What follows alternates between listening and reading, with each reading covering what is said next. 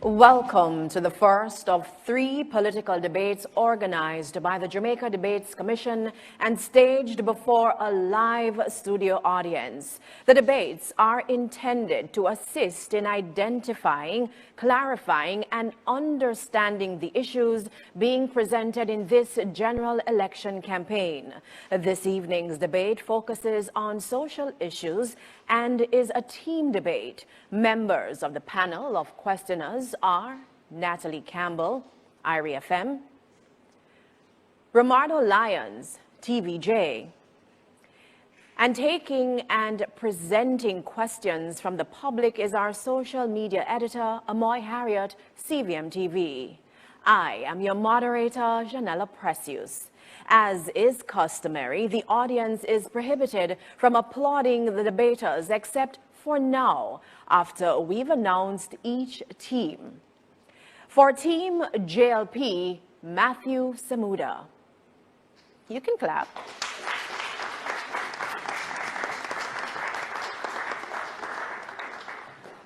For Team PNP, Raymond Pryce.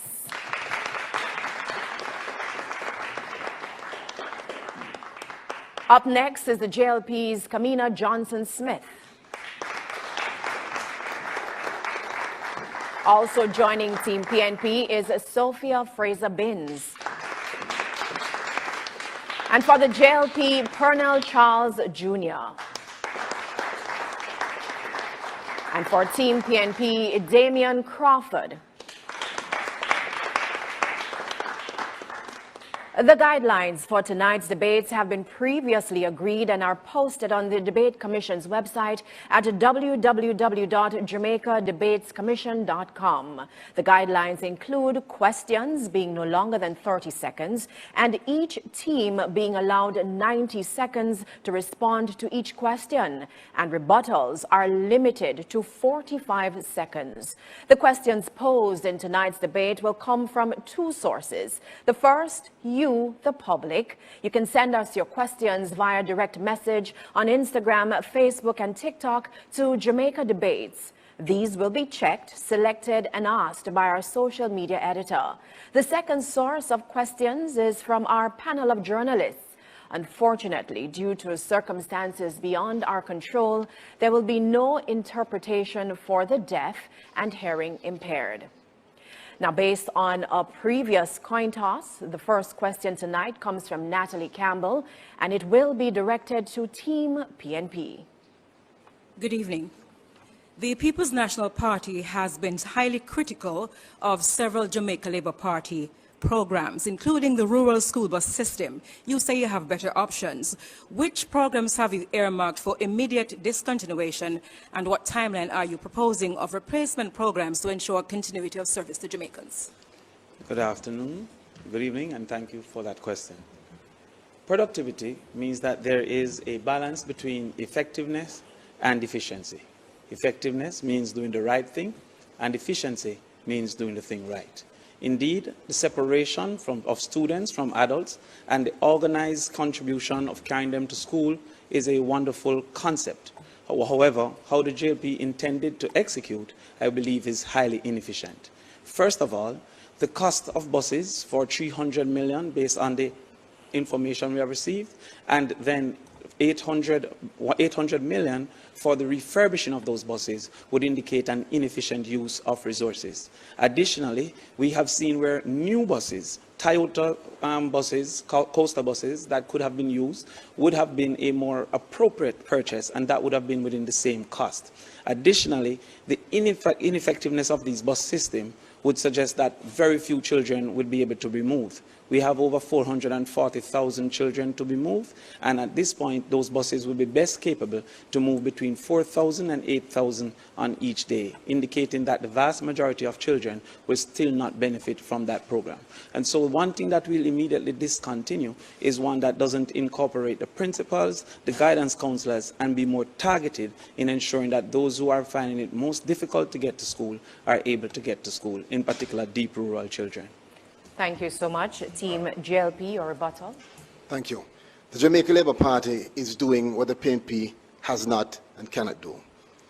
We want to keep our children safer. And we are using the savings, $1 billion savings from the JUTC, where we have cut theft of diesel and shifted to CNG, to buy 110 new buses at $1.4 billion for our children. The parents will save $180,000 per year annually per child, and the children will be safer, greater attendance, they'll be safer at school, cameras, wardens. Why not? It's best for the country. Thank you very much. Romardo has the next question, and it will go to Team JLP. Good evening. Despite the 2025 changes to NHD loan limits and the modifications so more minimum wage earners can qualify for grants, many youngsters have lost hope of one day owning a home. What will you do to ensure that in multiple offer situations for properties, youngsters aren't outbid by older Jamaicans with much more to offer? Firstly, thank you for that question.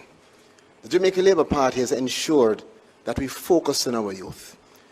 On a general way, we have increased minimum wage, we have increased support for youth, we have specialized in terms of ensuring that our youth are particularly aligned in terms of delivering houses. There's a special allocation under the NHT, and while we increase loan limits and increase the income bands, we've ensured that there's greater access to housing for our youth and for all Jamaicans. Let's be clear. How we have managed the economy is exactly why we now have enough money to increase housing solutions to 34,000 houses and 60,000 more to come. Even the youth who you may define as within poverty lines are being taken care of through the social housing program, which we provided more than 300 and much more to come. For the Jamaican Labour Party administration, housing solutions, housing developments, and the total national development is based on the fact that we have not only been able to save more, but our focus is on increasing economic development completely as a country that has suffered wage freezes, suffered heavy taxes. For 8 years, we've had no new taxes. All of these things have impacted our youth positively. So the youth have more money in their pockets as we also increase the tax threshold. So the youth who are at the entry level are able to present more to the NHT. Thank you. Thank you very much. Team PNP, your rebuttal. It's hard to rebut someone who seems not to know what he was saying. So I'll go to the substantive response. The People's National Party manifesto makes it very clear. We have several programs that will make it easier for the average Jamaican, young people in particular, to own their own home. One of which is waiving the requirements for them to be able to pay the closing costs to the amount of $500,000 per person. We will also allow them through the rent-to-own program for those who do not have a payslip or work as barbers or tattoo artists to use their rent in a house built by the NHD. That rent will be converted to a mortgage, and their credit rating will be based on their propensity to continue paying. Thank you so much. I think we can take a question from social media. Amoy? Thanks, Janella. Well, this social media question comes from the Jamaica Environment Trust, JET. They're asking, industrial pollution incidents like the repeated Rio Cobra fish kills continue without meaningful consequences for polluters. What measures will your government put in place to guarantee stronger deterrence? No secret that as a country we have not been protecting the environment as we should.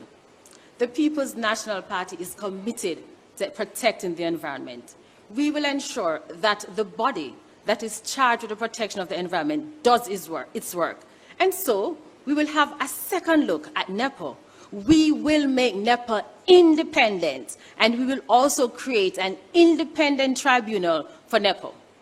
Apart from that, the environment impact assessment is something that we must look at. The People's National Party is committed to ensuring that the requirement for environment impact assessment is legislated. For us in the People's National Party, we can't talk about the economic development. We cannot talk about community development unless there is the protection of the environment. And we are committed to doing that. We will do this by ensuring that communities are part of the decision-making process when it comes on to environmental issues. And that is why we are committed to signing the ESCAZU agreement, which will ensure that there is access to information so people know about development or pollution in their area, that the community has an opportunity to speak and share their views, and certainly that there will be access to justice when environmental rights are breached. That is our commitment from the People's National Party, because time comes to protect the environment. Thank you so much. Team JLP, your rebuttal. The People's National Party has never been serious about environmental protection. In their last time at the wicket, they proposed a coal plant to generate electricity in St. Elizabeth. They proposed the development of the logistics hub in the Goat Islands, including saying only Too Little Lizard was over there by the former minister in charge. But beyond that, they have a leader who could not bring himself to vote for the plastic ban when the matter came to the Senate. They have never demonstrated environmental leadership. This government has. It is why at the last time there was a serious industrial incident in the Rio Cobre, this government drew down on a $117 million bond, the single largest consequence for environmental breach in the country's history. It is why this government also passed recent amendments to the NRCA Act that allowed body corporates to be charged upwards of $10 million at a judge's discretion. This government is serious about the environment. We have demonstrated so. We have demonstrated so internationally, and it is why we will continue to lead with new elements of the plastic ban, with amendments to WLPA, with accession to the SPA protocol, and it is why we are recognized as an environmental leader globally.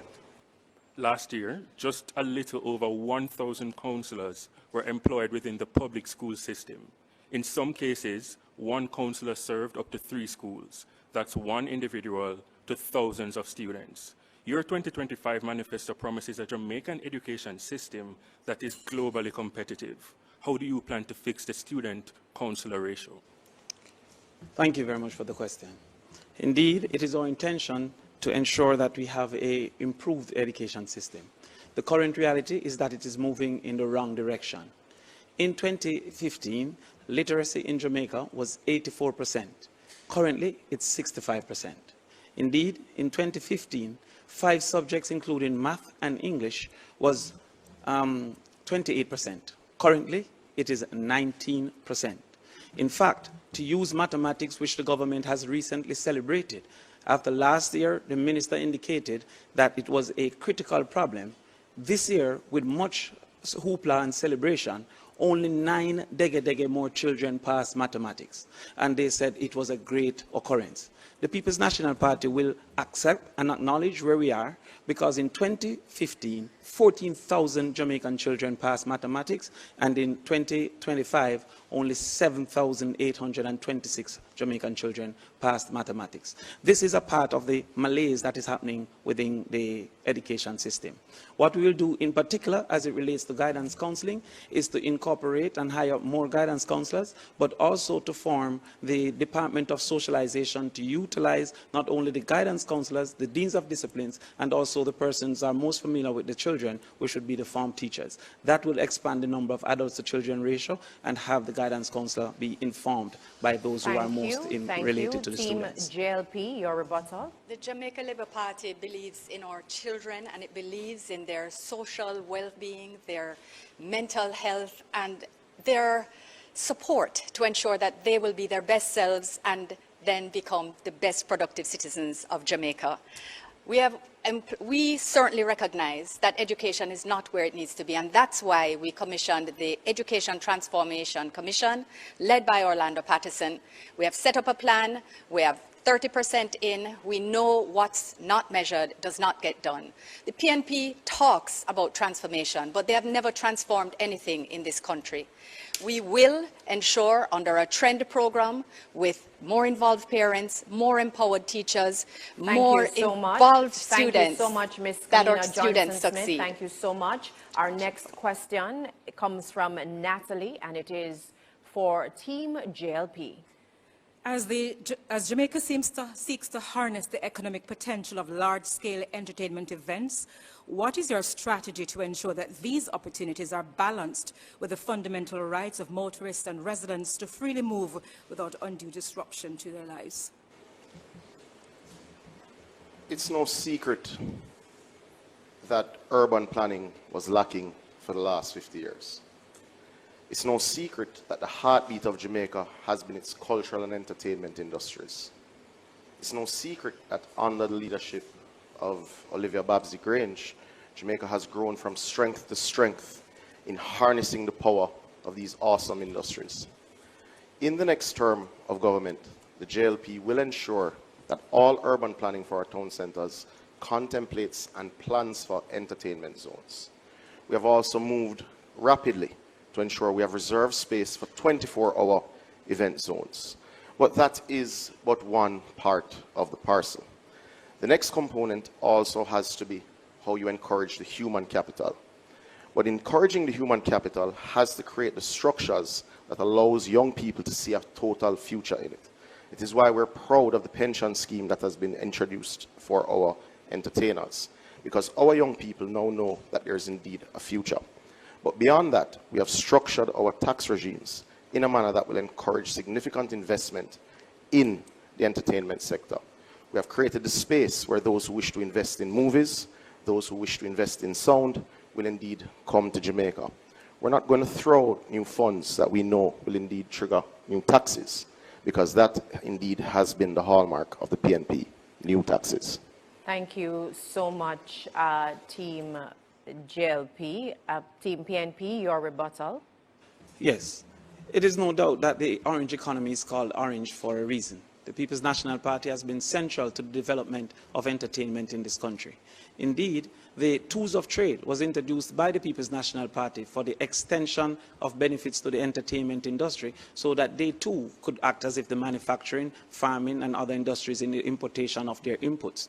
In addition, it seems that the taxes are not the only things that are being stolen by the Jamaica Labour Party, because the idea for the entertainment zone originated with the People's National Party.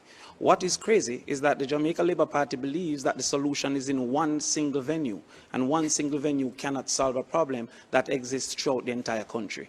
We will ensure appropriate zones and community zones. Thank you so much, Mr. Crawford. And now, before we go to our social media, Natalie has indicated that she would like to use her first of 2 follow-up questions so that our viewers understand the process. Both questioners have the ability, or they can ask 2 follow-up questions, and both teams have 45 seconds within which to answer the question. Natalie, go ahead.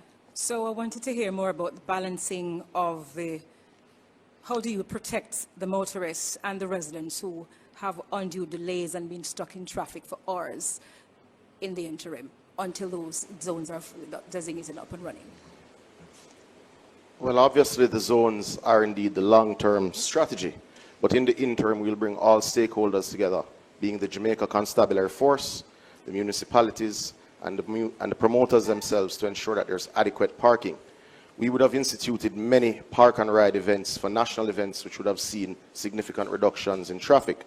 But just to note, the idea for the entertainment zone did not originate with the PNP, it actually originated with Edward Philip George Siaga. And it is this party that has had the strongest relationship with the cultural industries and has put its money by way of investment into these industries. But to be clear, the infrastructure that is required is being invested in by this administration in multiple venues. Thank you so much, Mr. Samuda. Thank you so much. Team PNP, your 45-second rebuttal. This sounds like the same claim that Edward Siaga also was the originator for the idea of Portmore, and that too was a lie. However, what we have recognized is that we can separate the people from the events by partnering with agro-parks to have a section within agro-parks reserved for what we call party town, multi-zones, multi-venue zones that persons can gravitate to and know where entertainment activities are. What we have also recognized is the bias within the Jamaica Labour Party of how entertainment is treated, because large events such as Sumfest has never obeyed the Noise Abatement Act, but all the round robins must obey the Noise Abatement Act. We will ensure equity by allowing for an appropriate approval for extensions that persons can apply for, regardless if you're large or small. Thank you so much, Mr. Crawford. We now go to social media. Amoy has a question, and she will direct it to the respective team. All right, so to revisit the topic of education, Alpha Media on Instagram is asking, COVID-19 exposed deep gaps in digital access. What are your concrete plans to ensure every Jamaican student has access to reliable internet and digital devices? And that question goes to Team PNP. Thank you very much. It is important at this point that we expose what some of the ridiculous approaches have been from the Jamaica Labour Party. They indicate that they have been doing extensive investments in schools. However, with the schools in need of approximately 1,000 students, needing up to 210 megabytes, the highest capacity of those providers is 35 megabytes. Some of those contracts that have been given are incapable to reach even 15 megabytes so that they can officially and can appropriately be utilized. Indeed, having invested over $2 billion in e-books, the newspaper reported that many teachers indicated that the inability to access them in their classes made the e-books ineffective and inefficient. What the People's National Party will do, first of all, is to build out the last mile of fiber so that more persons in the rural spaces can access. Additionally, we understand the pairing of energy with the internet, and by extension, we will also build out the last mile for electricity access using solar implementation. We will use as a school multiplier, force multiplier, teacher multiplier, impact multiplier, the technology through AI, in particular for helping teachers with marking, helping teachers with the lesson planning, and also helping students to access information in appropriate and effective way. So the People's National Party will embrace technology in our schools and expand the reach so that our students can benefit. Thank you so much, Mr. Crawford. Team JLP, your 45-second rebuttal. Your 1 minute 30 rebuttal. The PNP talks a good talk about technology in schools, but it is the Jamaica Labour Party, through its National Broadband Initiative, that has ensured that more than 700 schools are connected with broadband. And we've made sure that not only are our children at school connected, but we have rolled out more than 380 free public Wi-Fi hotspots that make sure that when children leave school, they're still able to be connected as our teachers. We've handed out more than 200,000 tablets. We've trained our teachers and given them vouchers for tablets and laptops in particular. We're providing digital equipment for classrooms. We're ensuring we've completed an audit of all our labs to ensure that they're provided for with the best technology in rural and urban. So from St. Thomas to Hanover, all our children must have access to the best technology, and location should not determine your education. The Jamaica Labour Party is uplifting education in every corner of Jamaica, and we're continuing to do what the PNP likes to talk about. We are also ensuring that we will provide, I must speak to the matter of the creative villages, that we will be providing 100 of them in our next administration, should the public trust us. We will also be training through our Creative and Cultural Institute, and we will be also providing for creative special economic zones that will create the next generation of jobs. Thank you so much, Ms. Johnson-Smith. Our next question, it comes from Romardo, and it goes to Team PNP. In 2022, the Jamaica Observer exposed the harsh exploitative conditions under which many call center workers work. If elected, what will you do to fix these issues that contradict labor laws in the BPO sector?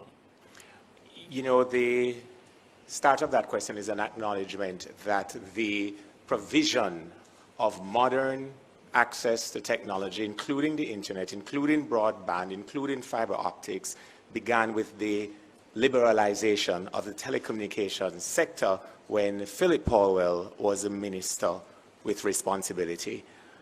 My opponents opposite seem to be having an issue putting the correct time frame to the responses. In other words, a seeming disconnect with reality.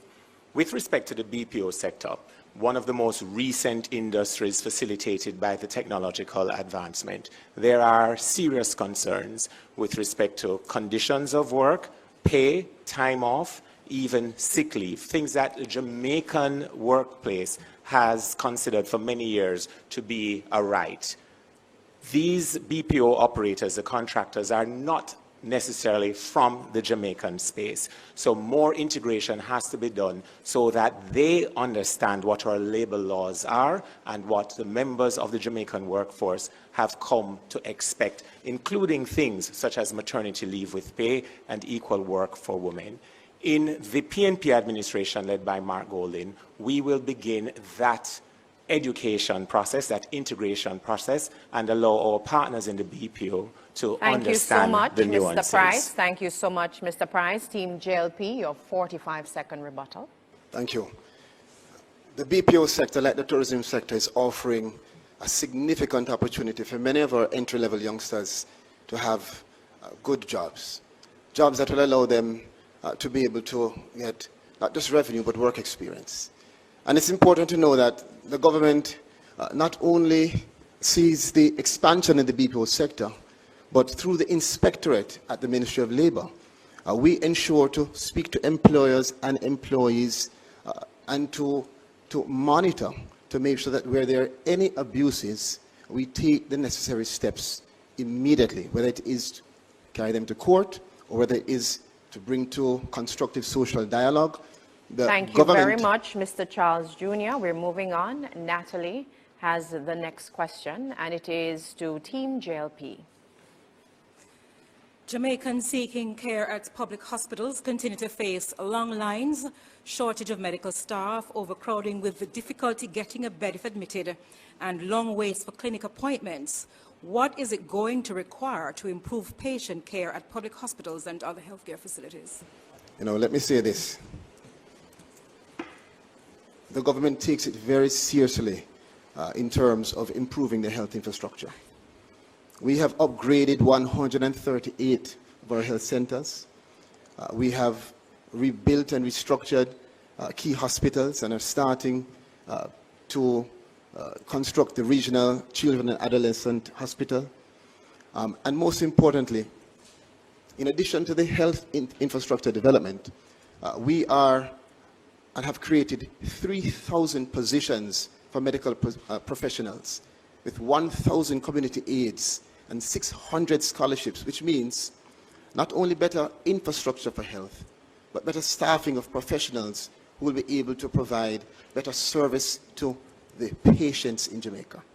We take this very seriously, and that is why under this government, we have seen where not only the 138 health centers and the key hospitals, but the expansion of NHF, the expansion of the hours and services, all of these providing a comprehensive delivery of service for the people of Jamaica. It's important to remember that the Jamaica Labour Party inherited a health sector in absolute crisis, where their own opposition spokesperson said that surgeons had to be wearing garbage bags to operate. Thank you so much, Ms. Kamina Johnson-Smith. PNP, your 45-second rebuttal. If there's any evidence of the Jamaica Labour Party's failure, it is evident in the health system. Indeed, Cornwall Regional is an excellent example, having moved from $2 billion all the way to $22 billion and still not complete. Mammograms in our public sector is only 2 mammograms in our public sector. And the #1 hospitals in Jamaica, also including our children's hospital, does not have an MRI or a CT scan available. Indeed, the number of children that has died neonatals has gone up to 246 over the last 2 years. The better proof of it is the absence of the Minister of Health at a social issues debate where he should have answered to his appalling track record. He's now been there over the economic debate. Thank you so much, Mr. Pryce. We take a question now from our social media editor, Amoy. Thanks, Janella. Well, this question comes from Nita's Funeral Home. They're asking, Funeral homes contribute significantly to Jamaica's economy, yet the industry remains largely under-regulated and under-supported. How do you plan to formalize the industry, ensure proper insurance options for families, and use the sector's contributions to expand opportunities such as national scholarships for Jamaicans? Okay, just to explain to our viewers, both teams have equal times to respond to the social media questions. Team PNP, you go first. The issue with the under-regulation of the funeral home sector first came to light during the advance of the COVID pandemic, when there was a lot of misinformation and a lack of information as to whether or not post-mortem there could be a transmission of the COVID virus. As a matter of fact, that process opened the potential, the possibility for any administration in office to have formalized and put in place structures and protocols that would have given ease to the professionals working in the industry and the family members of the deceased. What now needs to happen is for a recognition that this is a sector that is a critical part of the Jamaican social space, an adjunct, if you will, of public health. And the utter absence of any form of regulation, despite 9 years of unbroken representation by the Jamaica Labour Party as the head of government, is yet another indication of people who claim to know what they're doing, but still at the end of a 9th year, going into a 10th year, are having difficulties with a manifesto to explain not only what they've done in the past, but what they intend to do in the future. When PNP is in office, we can guarantee to the public that those regulations will be in place. Okay, Team JLP, your response? The issue with the lack of regulation in the funeral home sector came to public attention in 2014 when the funeral homes with contracts with the government for paupers' burials were not being paid. That is when the issue came to mind, or rather came to public attention. The reality is the sector is indeed lacking sufficient regulation. However, we have moved forward to bring the Ministry of National Security and indeed the Ministry of Health to form a working group to address this very issue. And there are many elements to it. One such element is the fact that the industry was operating without a proper public autopsy suite. This government, under Horace Chang's leadership at the Ministry of National Security, built the first public autopsy suite at a cost of $700 million, clearing one element that creates a significant backlog in this area. But lest we forget, the PNP has no credibility in the management of the health sector. Under Fenton Ferguson, every single Jamaican watching this debate tonight suffered the effects of Chick V. We suffered the effects of his failure to deal with vector management. Lest we forget that the then leader of the JMDA, your current spokesperson of the ministry related to health, said it was the worst management he had seen. He said doctors were using garbage bags. So people died because of the PNP's failure. Lest we forget. Thank you so much, Mr. Samuda. Good evening again. If elected, what are the top 3 policy or reforms your government would prioritize during its first few days or weeks in office? The People's National Party, Damion, will ensure that every decision we make has the people at the center. To start that off, we will, take a look at the health center. The Jamaica Labour Party will have you believe that they're serious about health. Tell that to a mother who've lost her child at the hospital. Tell that to patients who go to the hospital and can't find water in our restrooms. And you're serious about hospitals? You must be joking. The People's National Party will, prioritize our health service. The second thing that we will do is to ensure that education, that there's access to education for all our children. We will do this through the provision, Damion, of 1 meal per day for each child. But we'll also make sure that transportation, which is one of the major issues preventing our children from going to school, is dealt with. And when we're talking about transportation, we're not talking about some 10-hour bus. We're talking about transportation that is effective, reliable, and can transport our children in peace, where parents can feel comfortable. Additionally, Sophia, we will immediately give the First in the Family Scholarship to those persons that are in school currently at the university, as long as they're the first in the family. Also, we will ensure that ownership improves by making sure that squatting communities are reviewed under the POSHA program and open all the home ownership plans to our persons through rent to own. Thank you so much. JLP, your 45-second rebuttal. That convoluted response will require a supplementary estimate being tabled in the House of Representatives for a budgetary contemplation. The PNP does not have a structured set of policies ready for Jamaica, which is why they're not ready for government. The Jamaica Labour Party, in its next term, will continue to pursue peace, productivity, and indeed prosperity. Ultimately, the Jamaican people are happy with our suite of achievements. You see, we have cut poverty. We have cut unemployment. We have grown the economy. We have invested in infrastructure. And that is why the Jamaica Labour Party will indeed be returned to government. Thank you, Mr. Samuda. Romardo has the next question, and it will be directed to Team JLP. Roughly 10,000 students graduate annually from Jamaica's top 4 universities. Majority are young professionals. They were taught to go to school, get subjects, go to university, and then get a job. Many follow those instructions and end up repaying student loans for years, struggling to save money. With another term, what will you do to ensure in your first year that more educated youth can have a taste of prosperity? The Jamaica Labour Party believes in our young people, and this is why we've already reduced interest rates at Student Loan Bureau. We've removed the requirement for guarantors, again taking away the barriers. And in our next term, we'll not only institute the new policy wherein students can have access to a loan which covers not only tuition, but accommodation, books, laptops, and food, living expenses. More importantly, of course, as we touch on the issue of debt, we know that our young people sometimes get thrown a curveball by life.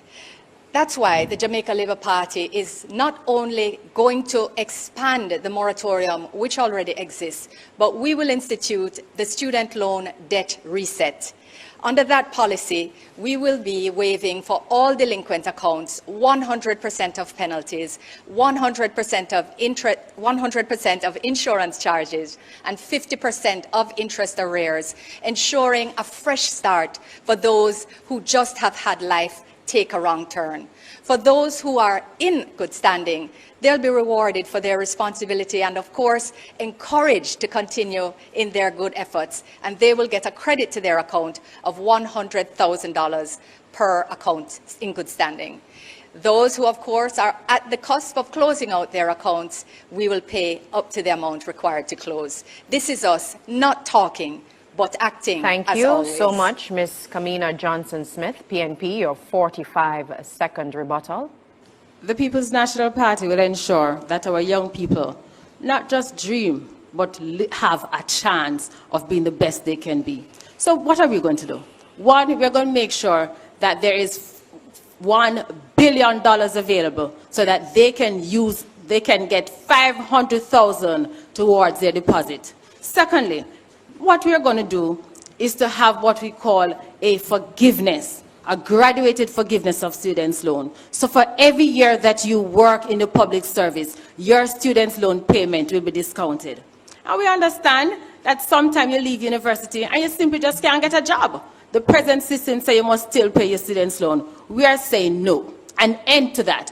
Thank you so much. We go to social media, who has a question which will be answered first by Team JLP and then Team PNP. A reminder that both teams have the same amount of time to respond to that question. Amoy? Thanks, Janella. This question comes from Kimmy on Instagram. There's been criticism of the government's 300% wage increase and delayed salary increase to civil servants. If selected to form the next government, how do you plan on making civil servants' salaries equally as attractive? The Jamaica Labour Party has been responsible for the largest increase to public sector wages in the history of independent Jamaica. Do we want to be able to pay more? Absolutely. And we're committed to ensuring that we work with all stakeholders to ensure fiscal stability, to ensure the health of the economy, so all workers can be paid fairly without destabilizing the economy. We certainly are committed to engaging in fora, including the Partnership for Prosperity, as well as the negotiating mechanisms which are currently at play. We understand the concerns of cost of living, which concern each and every family, and we are committed to always doing our best within the affordability of our economy to do the best by our public servants. No, so let's forget. When the salaries for parliamentarians were announced, the opposition spokesperson on finance got up and said he had no objection, only to cut off at the knees by the leader of the opposition the next day. It's not the first time the leader of opposition has cut off one of his spokespersons at the knees. He has cut off Senator Crawford at the knees when he proposed an additional 2 hours for schools and an additional tax to fund education. This is a common pattern with him. But the opposition will not roll back parliamentary salaries because they support it. Thank and you they so sat much, on the Mr. commission to Samuda. determine Thank you so much, Mr. Samuda. Team PNP, your response. I will answer Mr. Samuda on the platform, but today I'm focusing on the people. Let us look at what happened with our teachers. The government is currently ranked by the Prime Minister and the ministers as the highest in the Caribbean. Our teachers are ranked 6th or 7th in the Caribbean. Under the People's National Party, when we did our restructuring, the teachers were placed at 80% of market. Under the JLP, when they did their restructuring, the teachers are now propped at 50% of market. Additionally, the teachers were bamboozled into believing that their allowances would have been considered. But the JLP removed all the teachers' allowances and gave them a simple raise, in some cases of 12%, while they took 300%. What is evident from how it was handled is that the JLP is not a party of equity. They didn't treat all persons in the same. And as their former Minister of Finance suggested, that if it was to keep the best, they would have to raise their salaries. No wonder we're seeing so many teachers leaving our classroom because of the inefficient treatment from the Jamaica Labour Party. Teachers, nurses, and the public sector will know that they have a listening ear and a reasonable negotiator whenever we get into power. And one thing we can guarantee is that we don't believe they're worth zero, as the Jamaica Labour Party has suggested. 0% raise suggests that the teachers are worth nothing. The police are doing a wonderful job, the teachers are doing an excellent job, the nurses are doing a wonderful job, and we will ensure equity in treatment as we treat ourselves. Thank you so much, Mr. Crawford. We're going to take another question from social media. Amoy? This one is from Joel. Many Jamaicans are concerned about the limited access to beaches and the costs that apply to them. What measures will you put in place to ensure that Jamaicans have greater access to their beaches? Team PNP, you get to respond to this question first.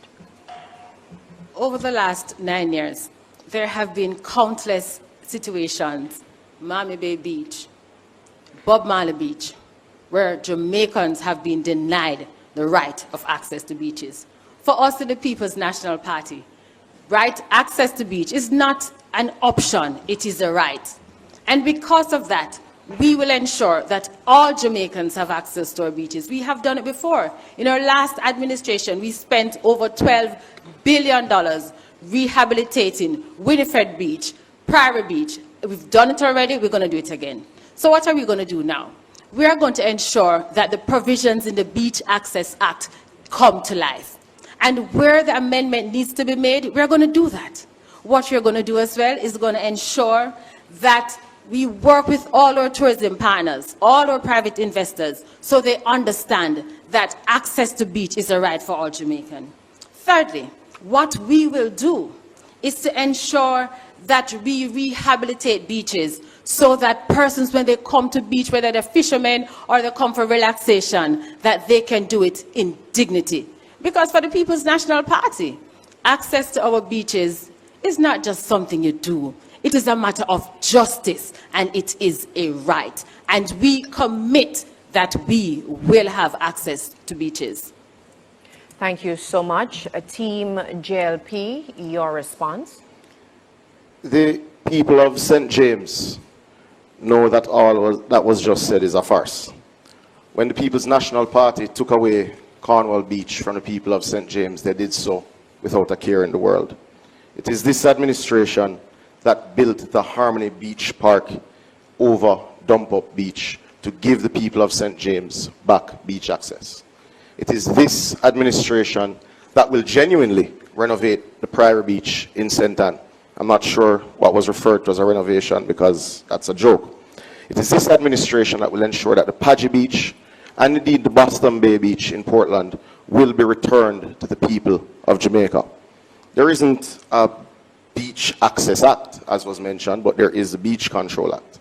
This administration will indeed, at the first sitting of the new parliament, table the beach access policy, which will guarantee windows to the sea being maintained, corridors to the sea being a facet of development approvals, as we have recently done through NEPA with hotel approvals in Trelawney and in the Grill, where there are corridors built by the hotels to facilitate access for citizens. You see, our policy is important, but beach access cannot just be words. It has to be investment in beaches like the Harmony Beach Park. It has to be corridors to the sea, as we have indeed insisted upon through our approval process, through NEPA, in Trelawney, in the Grill, and more to come. Thank you so much, Mr. Samuda. Thank you so much. We will now take a short break and invite you to stay tuned. Welcome back to the social issues debate presented by the Jamaica Debates Commission.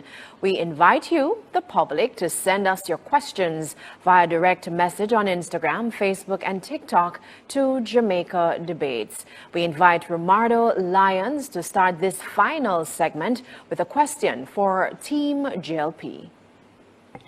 A digital Jamaica where technology is woven into the fabric of business and everyday activities. That's what you promised in your 2020 manifesto. But today, there are residents in Swamp Road, St. Thomas, putting phones in trees to make calls and to get reception. Why are so many Jamaicans in rural parishes still behind technologically? That's an excellent question. Much progress has been made in respect of digital transformation. The National Broadband Initiative has connected over 700 government institutions across the country and has also been seeking to connect our police stations or courthouses or schools and other institutions as a matter of priority as the base. We've also been seeking to encourage competition in the environment, in this sector, to ensure greater investment and greater rollout of fiber optics, of satellite technology, as well as Wi-Fi internet connections. The Jamaica Labour Party believes in technology facilitating business. It's why we ensure that now you can pay your taxes online, you can apply for your e-motor vehicle registration certificate, and in a new administration we will do even more. We will ensure that there is the task force to ensure efficiency and innovation, not only in the public sector but beyond. We will not only set up the task force, but we will allow a portal for private citizens to make suggestions with incentives and prizes to ensure that they feel a part of the process where they see that systems can be improved.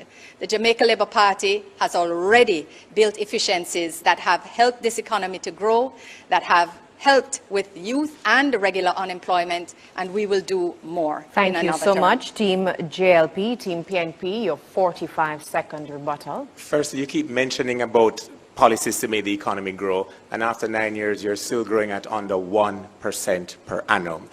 The question mentioned difficulties of persons in rural Jamaica having access to telecommunications services, perhaps because you said from St. Thomas to Hanover. What is your fundamental problem with Westmoreland and the other parishes why you think that only St. Thomas to Hanover needs quality access to broadband? But you know, the greater tragedy is that you are talking about task force for what you are going to do in the next administration. We are waiting on the task force for why you didn't get it done in the last 9 years. Thank you so much, Mr. Pryce. Romardo has indicated that he would like to use one of his follow-up questions. Romardo, just a reminder to both teams, you have 45 seconds to respond. Team JLP, you first. Romardo. Your government has repeatedly said that education is a priority. Now, the technological issue in the rural parishes aren't just for residents. Schools are also affected. Just this year, a smart lab was opened in St. Aloysius Primary School on Duke Street in Kingston. When will schools in rural parishes start to feel included in this technological push? They should feel it very soon. As a matter of fact, they'll feel it in this new school year. Procurement is already underway. We not only have had new contracts engaged with contractors to roll out more connections, but we are also investing in equipment, which is already in procurement, to ensure that our labs are equipped in rural schools as well as in urban schools. We believe fundamentally in ensuring that regardless of where you live in Jamaica, you must have access to the best education, and you will have it in the next administration. As a matter of fact, starting in this new school year. Thank you so much, Team JLP. Team PNP, your 45-second rebuttal. The JLP is clearly an enemy of the truth. Indeed, we have heard them suggest that 200,000 laptops were purchased. That would indicate 2-to-1 ratio, meaning for every 2 children, 1 should have a laptop. I'm asking those watching today, have your child received a laptop? Have you seen anyone receive such a laptop? Indeed, whoever is responsible for purchasing these missing laptops will have to answer under the People's National Party, because we have not seen those laptops. We will ensure that the gadgets are in place, but as we've said before, we build out the last mile that many of the private sector believe is not profitable to build out, so that the persons can get access to internet wherever they are. We will use that technology also for the small schools. Thank to you, have Mr. better Crawford. usage. Thank you so much, Mr. Crawford. Natalie has the next question, and it goes to Team PNP. We are in the hurricane season, and each season the authorities face a challenge persuading residents to evacuate some areas when the island is under threat. What strategies would you implement to ensure compliance? Part of the reason why residents don't want to evacuate is that the poor level of communication and education prior to a storm causes them to be caught unaware. Let's take, for example, this instant year 2025. All across media, we have heard advertisements from the Office of the Prime Minister with sections of budget presentations, and we are midway the Atlantic hurricane season, and not once has ODPEM been given the resources that OPM has for its parallel adjacent political campaign under the guise of public education. The second reason why residents do not want to evacuate is because they are realistically concerned that when they evacuate, the spaces that they are taken to will be substandard. In the next PNP administration, we will build out a series of evacuation centers that will be properly fitted with adequate water for on-site storage, as well as food and access to health, access to other emergency services, so that families feel more safe in bringing their elderly relatives into a space where they are certain that the services and the quality of standard will be there when they evacuate. Thank you so much. Team JLP, your 45-second rebuttal. It is clear to us on Team JLP that Raymond is fluent in misdirection, misinformation, and clearly not paying attention to the news of the day. It is the JLP that would have just completed and launched its own Doppler radar, meaning we're no longer depending on foreign sources for our weather forecasting needs. It means this government, the next administration under Andrew Michael Holness, will have accurate information on time and be able to communicate it so to you at home. We're also working with the United Nations CDF program to build modern and safe shelters for you at home, so you can trust the information and trust where you're going to go and be safe during the hurricane season. Thank you so much, Team JLP. We go to Amoy now, who has a question from social media. Amoy? All right, so this question comes from Tiana on Instagram. She says, Jamaica's hospitals are overcrowded and under-resourced. Can you explain how your party, if elected to government, will fix this without repeating the delays and bottlenecks of past administrations? Okay, thank you so much, Amoy. Team PNP, you can answer this question first, to be followed by Team JLP. So this is a social issues debate, and health is a primary social issue. If you look across to the opposite, the campaign chairman from that party, who has been the Minister of Health for 9 years, must have suspected that members of the public would want to drill down, shall I say, into why the health sector is so poorly managed, why your relatives at home, when you go to the hospital, can't get a bed, why you have to take the prescription from the nurse beside your relative's bed and go into the private pharmacy sector to purchase basic medication, why you have relatives sitting in wheelchairs or in the driveways and the parking lots in the cars that you took them to the hospital with and still can't get triage, even basic assessment as to the extent of their suffering. It's no wonder, Dr. Tufton, you're not here today. You have chosen to go and hide behind marketing strategies to support, what's her name again? The pro-box, the Minister of Finance and the Public Services. The People's National Party, Matthew, understands health. We are the ones that modernize the hospitals on the budget and in time. Your reference to Chick V is old and dated. Look at your 9 years and speak to those.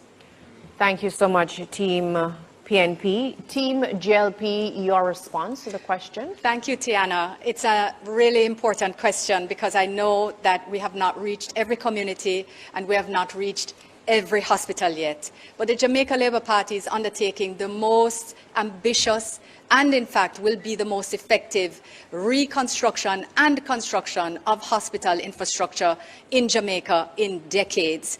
The Western Child Hospital is under construction, close to completion. The rebuild of Cornwall is also almost completed. We're making sure that we focus also on primary health care, making sure that more health centers are renovated and brought closer to you so you don't actually have to go to the hospital. We're adding more doctors and nurses in those healthcare centers, more equipment so that better care can be had closer to you. We're adding more healthcare centers with expanded hours to allow working people to go to the health center after working hours. These are things that we're doing in addition to more operating theaters which are already programmed for next year, for next term, including a new KPH. Importantly, we've also increased access to medicines under NHF. And we've increased access for our senior citizens through NI Gold and JLP. Under the Jamaica Labour Party, we have taken a comprehensive approach to health infrastructure. Thank you so much, Team JLP. We have another social media question. Mike? This one is from Matthew Williams. With key parts of the Data Protection Act still not in force and several major data breaches reported this year, many Jamaicans feel their personal information is not adequately protected. How will your government address this growing privacy crisis and rebuild public trust in the protection of citizens' data? Team JLP, you get to answer this one first. Data protection is critical as we continue to build out more and more digital systems to ensure efficiency and effectiveness in the pursuit of business, growth, and prosperity. And this is why we have been paying attention to ensuring that implementation of the Act is phased and sensitive to the various stakeholders, ensuring that it's effective when each stage is put in place. We have done more to protect your data and will do more. As we recognize that AI is also being used more, we will ensure that there is an AI blueprint and roadmap, which of course is going to be built out of the very first task force on AI in the Caribbean, which was already established under this administration. We'll also ensure that there is new legislation to protect every Jamaican's face, voice and image from the type of misinformation and negative campaigns that are run by parties like the PNP. The Data Protection Act was indeed passed by the Jamaica Labour Party. And we're proud that it was passed, and we're happy that the Data Commissioner is now in place to speed up implementation. However, data requires data accuracy. It should be known for all Jamaicans watching that it is this government that gave the highest increase to civil servants.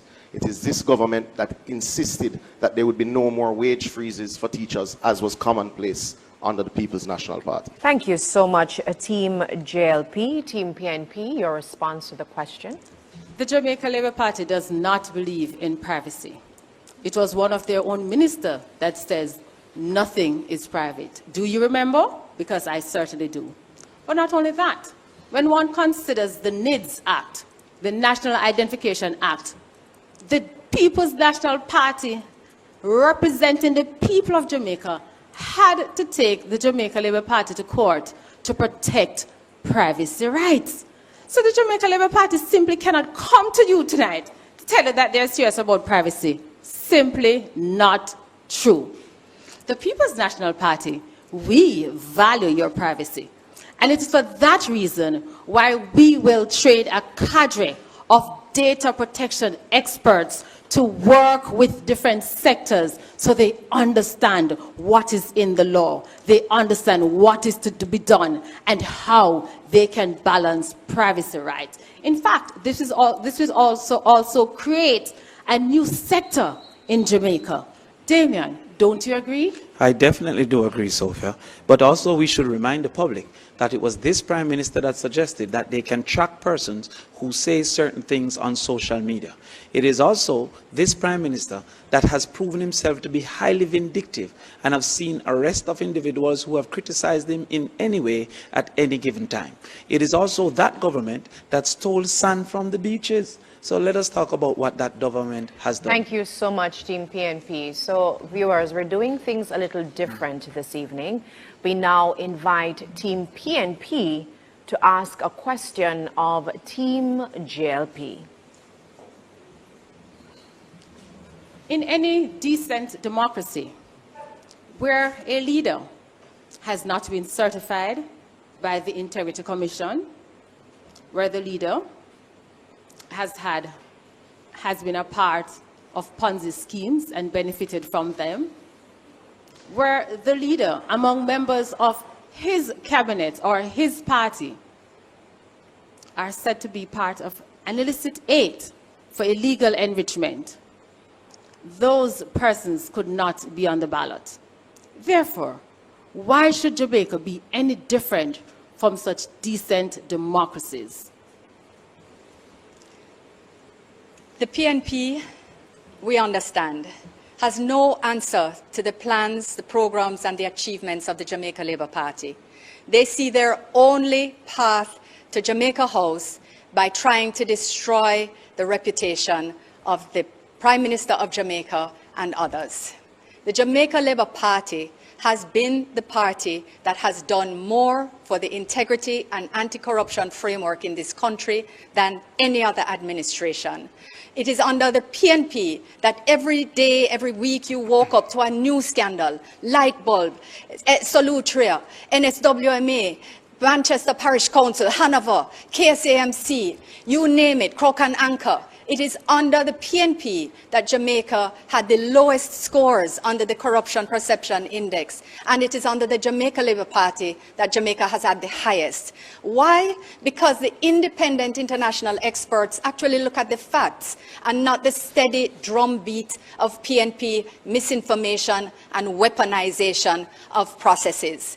There is no report that has found any finding of guilt or illegality on the part of the Prime Minister. There is no finding against the Prime Minister, and the PNP needs to stop telling the lie of 28 bank accounts. It is simply not true. Thank you so much, Team JLP. Team PNP, your 45-second rebuttal. It's odd that you say that's not true. Dennis Strong said that not only were it true, that it's inconsequential, that it's normal, he suggested, just as we now figure out he was rehearsing for the job for which the qualifications were waived so that he could get the job. Most of you look for a job. In that case, the job seemed to have looked for and found him. Now, the other things you say about doing the most for the integrity framework, that includes being the only Prime Minister to have taken the Integrity Commission to court to quash a clause he once bragged that he included as chairman of cabinet. So the lies are on that side, aren't they? Thank you so much, Team PNP. We now invite Team JLP to ask a question of Team PNP. You know, lies are an affront to God. Yeah. And Reverend Albert would have taught you that. Shut up. However, to be clear, the last time the People's National Party was at the wicket, they leveled $60 billion of new taxes on the backs of the Jamaican people. They have said that they will fix a tax to imported food items, which economists have said will increase the cost of living to the poor of Jamaica. Damion has said that he will fund education needs with an increase in GCT. The PNP have fixed a tax to parties. What should the Jamaican people expect by way of taxation from the next People's National Party administration 10, 20 years from now? Can I go ahead? Team PNP, Okay, thank please you. answer the question. Thank you. Well, the People's National Party had to take on a rebuilding project in the last Portia Simpson-Miller administration. Indeed, never before had the IMF stopped sending money to the Jamaica public or to the Jamaican society before, because it was run asunder by a government that included Andrew Holness and also Audley Shaw as the head of the Ministry of Finance. The People's National Party, then having rebuilt the economy, embarked upon a fiscal policy rules that we implemented to ensure that the country was on the right track.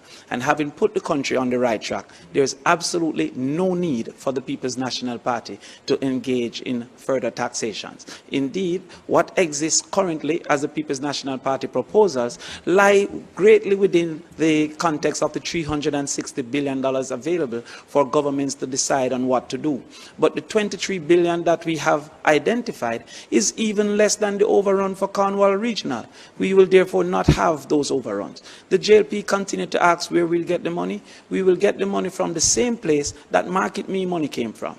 We'll get the same money from the same place that paying off Ramsharak from Petrojam came from. We will get the money from the same place that the buying of 200 used cars that we did not receive come from. We will get the money from the same budget that exists for the people. Thank you so much, Team PNP. Team JLP, your rebuttal. No doubt you'll get this money from the same place that the failed Heroes Circle wall came from. But it is simply inaccurate to suggest that the international community cut off Jamaica. We were able to draw down on loans from the World Bank and the IDB right before we demitted office. But to be clear, it is this government that has cut debt to 62% of GDP. It is this government that has cut poverty rates to its lowest ever. It is this government that has ensured that the unemployment rate has gone to record lows of 3.2%. There is work to do. There is no doubt that there is improvements to be made in sectors. However, this government has the credibility to do it and will do so in the next term. Thank you so much, Team JLP. Ladies and gentlemen, we now go to the closing statements. And based on the earlier coin toss decision, Team JLP will go first.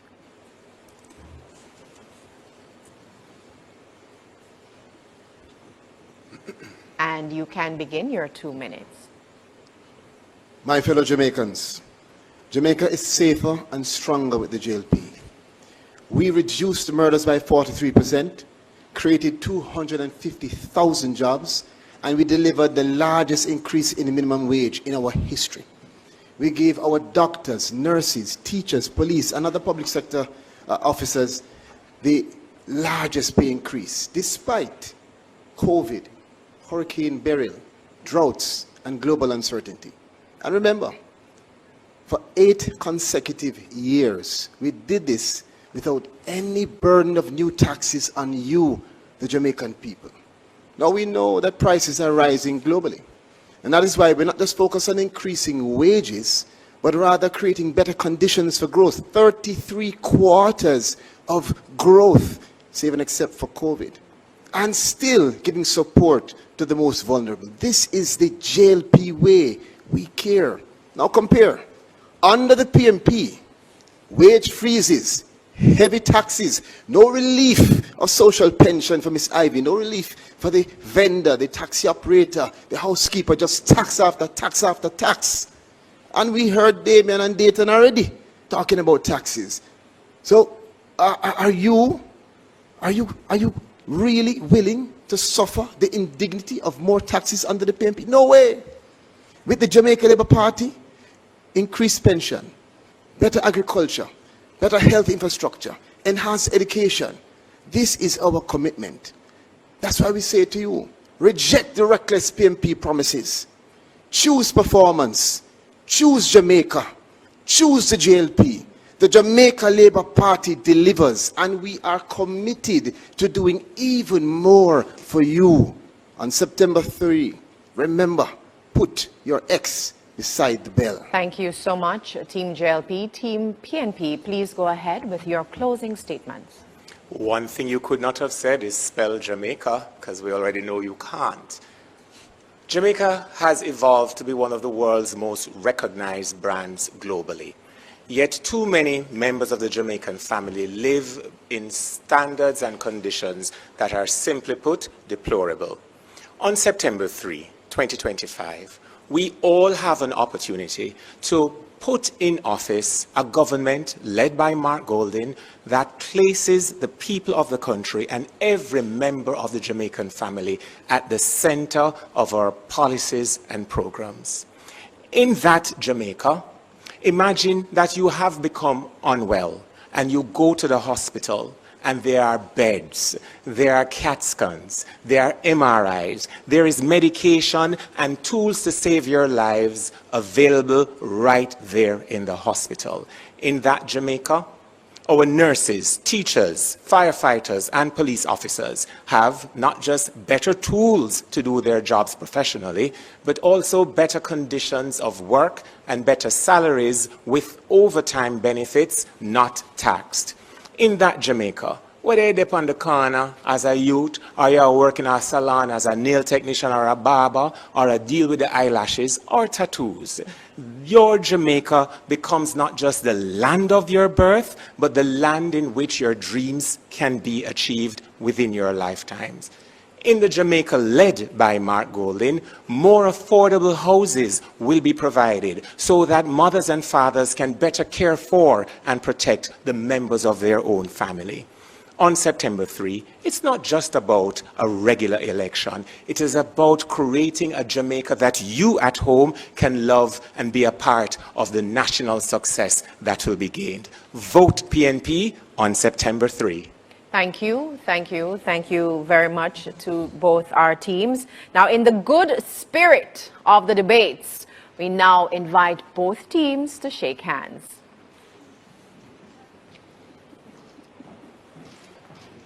And as they do so, I just want to say, ladies and gentlemen, that concludes our first debate between Pearnel Charles Jr. of the JLP, Kamina Johnson-Smith, and Matthew Samuda for Team JLP, and Damion Crawford, Sophia Fraser-Binns, and Raymond Pryce for the People's National Party. Join us again Tuesday, August 26 at 9 p.m. for the debate focusing on the economy, which for the first time will be a team debate between Team JLP and Team PNP. Audience, you can clap now.